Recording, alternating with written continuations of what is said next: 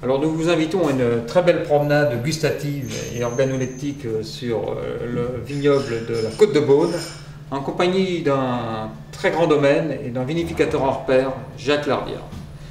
Donc là, nous sommes au cœur du vignoble de la Côte de Beaune, et nous allons tout d'abord nous positionner sur un grand cru, Corton-Charlemagne. Vous voyez toute cette parcelle, cet assemblage de parcelles au milieu des rouges. Et donc là, la maison a de très belles vignes qui sont extrêmement bien soignées. Et vous allez avoir un Corton-Charlemagne extrêmement précis, extrêmement ciselé, dans un style complètement différent de tout ce que vous allez trouver ailleurs en Côte de Beaune. Véritablement, Corton, c'est un cru à part dans les grands crus blancs de Bourgogne. Ensuite, nous allons nous positionner sur Beaune. Beaune, où généralement les touristes passent, ils vont se rendre sur Beaune-Romanée en oubliant, ou sur Meursault, en oubliant que sur Beaune, vous avez de très très belles parcelles. Donc c'est un vignoble majoritairement planté en rouge, mais où le blanc a résisté, et quand il a résisté sur les terroirs historiques. Et c'est le cas du Beaune-les-Bressandes. C'est un terroir historique, les Bressandes, un très très beau climat de Beaune, et c'est là véritablement que Jacques fait des choses remarquables sur ce terroir. Autre terroir d'exception, Meursault. Donc là, on va être sur une autre typicité, des vins du Clos de la Chapelle, donc un vignoble historique de la Maison Jadot.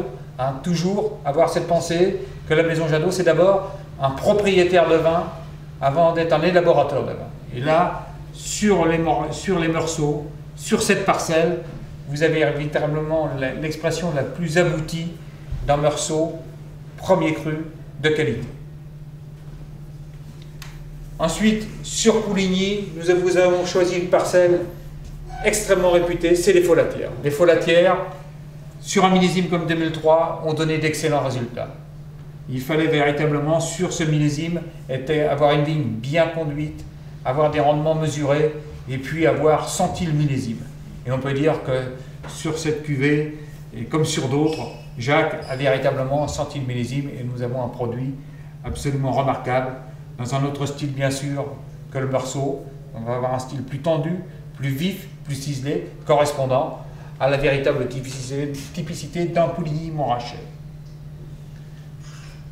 Ensuite, autre commune remarquable, les Chassagnes-Montrachet, avec un premier cru, Clos de la Chapelle, qui est Morgeau. Donc Morgeau qui est un climat d'assemblage, mais surtout un climat remarquable de Chassagne, qui fait partie des climats les plus représentatifs, et où là nous aurons une autre expression du chardonnay.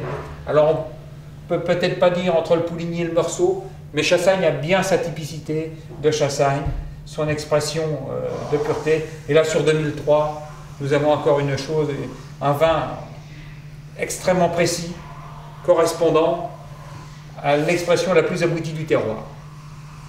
Et puis dernière incursion sur le cœur historique de la Côte de Beaune, toutes ces parcelles autour du Montrachet, le Bâtard Montrachet, le Bienvenu. Nous avons choisi un Bienvenu Bâtard Montrachet d'exception.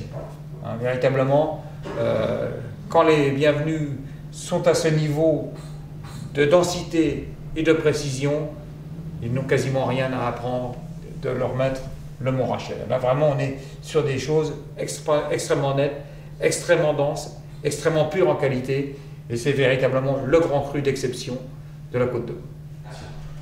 Alors nous avons pris beaucoup de plaisir à découvrir les vins de la Maison Jadot avec Jacques Lardiard, et nous vous invitons à découvrir également ces produits au travers de la dégustation, et vous aurez une Bourgogne complexe, aromatique et d'exception dans votre verre.